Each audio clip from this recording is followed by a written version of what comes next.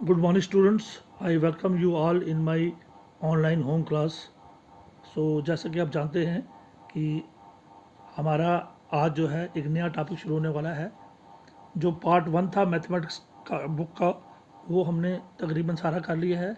मैं आपसे रिक्वेस्ट करूँगा सारे टॉपिक्स को अच्छी तरीके से देखिए, जो आपने पढ़े हैं, इनके नोट्स आपने बनाए हुए हैं, इनका रिवीजन कीजिए।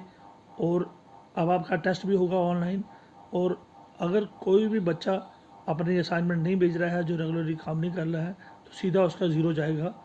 और मैं आपको पहले ही बता दूं कि सवारी अपने सामान की खुद जिम्मेवार है। अगर आप लटर मस्ती करोगे इस साल तो आराम से फेल हो जाओगे। हमने सीधा आपके मार्क्स ज़ीरो भेज देने हैं। इसलिए ध्यान दीजिए।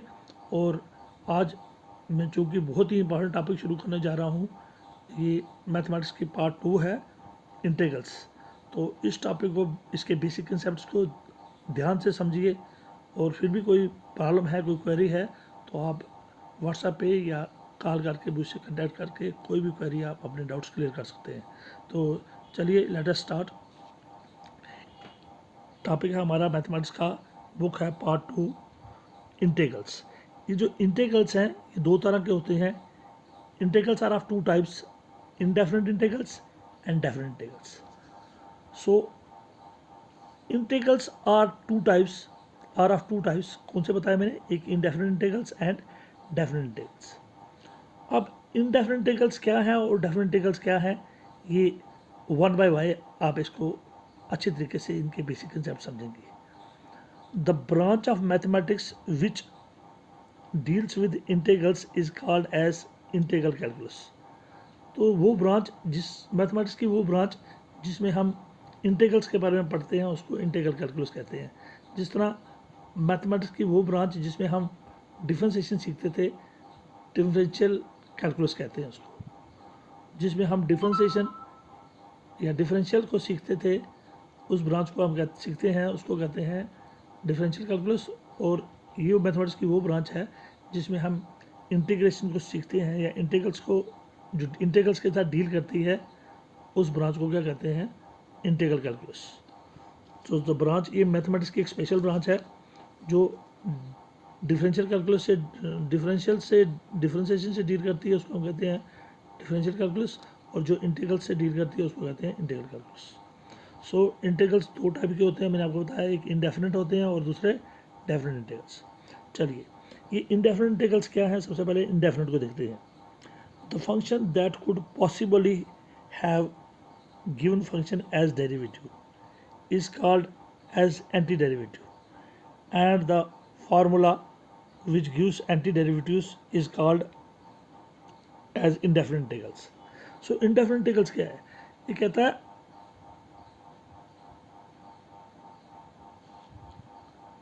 the function, वो वाली function that could possibly have given function as derivatives is called as antiderivative, and the formula which gives antiderivatives is called as indefinite integrals.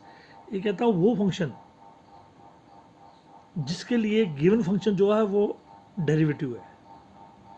Given function में हमें डेरिवेटिव दिया है और हमने वो फंक्शन ढूंढनी है जिसका हमें डेरिवेटिव दिया है। हमें वो ऐसी फंक्शन ढूंढनी है जिसका हमें डेरिवेटिव गिवन है,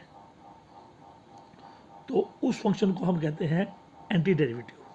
उस ओरिजिनल फंक्शन को क्या कहते हैं? Anti derivatives. और वो फार्मूला जिससे हम एंटी डेरिवेटिव्स को ढूंढते हैं उसको कहा जाता है इंडेफिनिट इंटीग्रल। इंडेफिनिट इंटीग्रल्स में क्या है? हमें जो फंक्शन है, जो गिवन फंक्शन है, वो हमें एक डेरिवेटिव के रूप में दी गई है और हमने इसकी ओरिजिनल फंक्शन ढूंढनी है। उस ओरिजिनल फंक्शन को हम कहते हैं एंटी डेरिवेटिव्स। और जिस फार्मूले से हम एंटी डेरिवेटिव्स को ढूंढते हैं उसको हम कहते हैं इंडेफिनिट इंटीग्रल।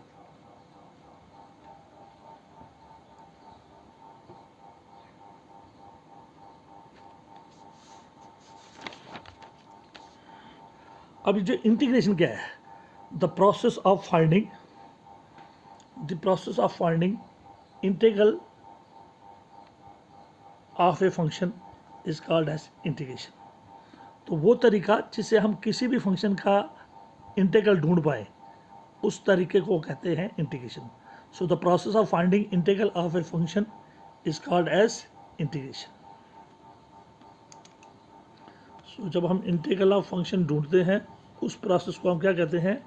इंटीग्रेशन. सो जिस तरीके से हम किसी भी फंक्शन का इंटीग्रल ढूंढते हैं उस प्रोसेस को कहा जाता है इंटीग्रेशन. अब integration as an inverse process of differentiation. ये जो इंटीग्रेशन है ये डिफरेंशिएशन की इनवर्स प्रोसेस है. This is very very important. इसको आप अच्छे तरीके से समझिए और इसी से आपको इंडेफिनिट इंटीग्रल समझ आ जाएगा.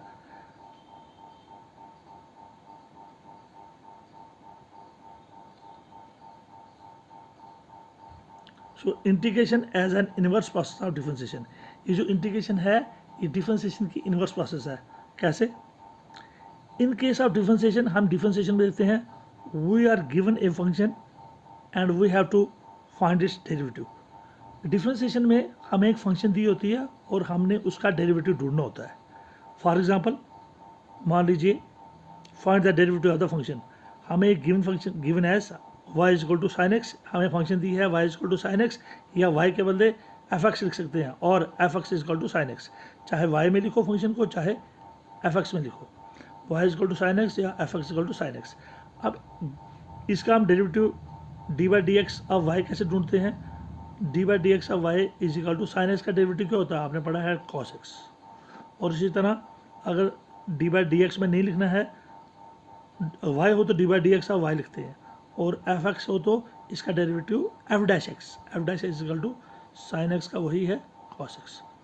तो वाई का डेरिवेटिव लिखना हो तो d by d x of y cos x और अगर एफ एक्स का डेरिवेटिव लिखना हो तो एफ एक्स को लिखा जाता है डी बाई डी एक्स के बदले f dash x equal to derivative वही रहेगा साइन एक्स का कॉस एक्स ही. साइन एक्स का कॉस एक्स ही.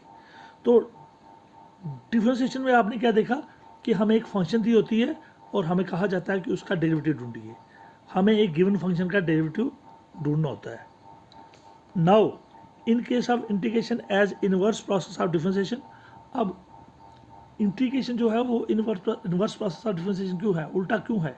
क्योंकि इसमें in case of integration as inverse process of differentiation we are given the derivative of a function and asked to find its original function और primitive.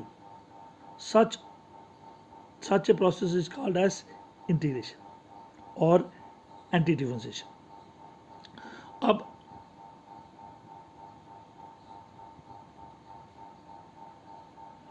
Integration as the inverse process of differentiation में क्या होता है कि हमें एक we are given the derivative of function, derivative of a function and asked to find its original function और primitive. तो हमें एक फंक्शन नहीं दी होती है बल्कि फंक्शन का डेरिवेटिव दिया होता है और हमें कहा जाता है ओरिजिनल फंक्शन ढूंढो जिसका ये डेरिवेटिव है. और वो जो ओरिजिनल फंक्शन हम ढूंढते हैं उसी को कहा जाता है एंटी डेरिवेटिव. और जिस प्रोसेस से हम इस एंटी डेरिवेटिव को ढूंढते हैं उसको कहते हैं एंटी डिफरेंशिएशन या इंटीग्रेशन. सो आपने देखा कि डिफरेंशिएशन में हमें एक फंक्शन दी होती है और उसका हम ढूंढते हैं डेरिवेटिव. और integration as a inverse process of differentiation में क्या होता है? इसमें हमें जो गिवन फंक्शन होती है वो डेरिवेटिव होता है. हमें गिवन फंक्शन जो होती है वो डेरिवेटिव होता है और हमने वो ओरिजिनल फंक्शन ढूंढनी होती है जिसका ये डेरिवेटिव है. उल्टा उसमें फंक्शन दी होती है डिफरेंशिएशन में और डेरिवेटिव ढूंढते हैं. इसमें डेरिवेटिव दिया होता है और ओरिजिनल फंक्शन को ढूंढते हैं. समझ आई? सो दोनों में इसीलिए उसको इनवर्स उल्टी प्रोसेस कहा जाता है इसकी. क्यों? क्योंकि डिफरेंशिएशन में हमें एक फंक्शन दी होती है और हम उसका डेरिवेटिव ढूंढते हैं और यहाँ पर हमें एक डेरिवेटिव दिया होता है फंक्शन के रूप में और हम ओरिजिनल फंक्शन ढूंढते हैं जिसका ये डेरिवेटिव है. तो इसीलिए हम कहते हैं कि integration is the inverse process of differentiation. और इसमें हमें एक डेरिवेटिव दिया होता है जिसकी हम और हमें कहा जाता है कि ओरिजिनल फंक्शन ढूंढिए जिसका ये डेरिवेटिव है. और जो हम ओरिजिनल फंक्शन ढूंढते हैं उसी को कहा जाता है एंटी डेरिवेटिव या इंडेफिनिट इंटीग्रल।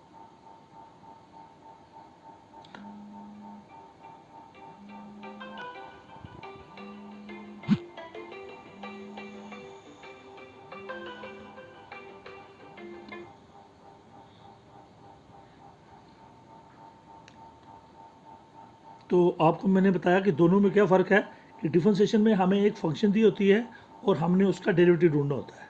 जैसा कि मैंने आपको बताया, हमें फंक्शन दी थी y = sin x और हमने इसका डेरिवेटिव ढूंढा d/dx ऑफ y ढूंढा cos x, या f(x) दी थी sin x, हमने इसका डेरिवेटिव ढूंढा f'(x) = cos x, क्योंकि sin x का डेरिवेटिव cos x है।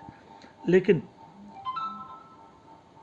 Integration as the inverse process of differentiation में हमें क्या दिया है, we are given the derivative, हमें एक डेरिवेटिव दिया होता है and we are asked to find the original function और प्रिमिटिव। तो हमें integration as the inverse process of differentiation में एक डेरिवेटिव दिया होता है और हमसे कहा जाता है कि इसकी ओरिजिनल फंक्शन ढूंढिए जिसका ये डेरिवेटिव है। उस ओरिजिनल फंक्शन को हम कहते हैं प्रिमिटिव या एंटी डेरिवेटिव, और the process by which we find the anti derivative is called as integration और एंटी डिफरेंशिएशन। और जिस तरीके से हम ये एंटी डेरिवेटिव ढूंढते हैं उसको इंटीग्रेशन या एंटी डिफरेंशिएशन कहते हैं। सो मेन डिफरेंस क्या देखा आपने कि डिफरेंशिएशन में हमें फंक्शन दी होती है और उसका डेरिवेटिव ढूंढना होता है, और इंटीग्रेशन में हमें एक डेरिवेटिव दिया होता है और हमसे कहा जाता है कि इसकी ओरिजिनल फंक्शन ढूंढिए। वो जो ओरिजिनल फंक्शन होती है उसी को हम प्रिमिटिव या एंटी डेरिवेटिव कहते हैं, और जिस प्रोसेस से ये एंटी डेरिवेटिव हम ढूंढते हैं उसको इंटीग्रेशन या एंटी डिफरेंशिएशन कहा जाता है। अब चलिए, for example we have derivative of sin x अगर देखना हो तो cos x है। सो प्रोसेस इन्वर्स क्यों है, derivative of sin x cos x है, तो cos x का एंटी डेरिवेटिव क्या है, sin x। सो अगर if d/dx of sin x is cos x, then anti derivative of cos x is sin x। तो अगर sin x का derivative cos x है तो cos x का एंटी डेरिवेटिव sin x है, so anti derivative of cos x क्या होगा, sin x।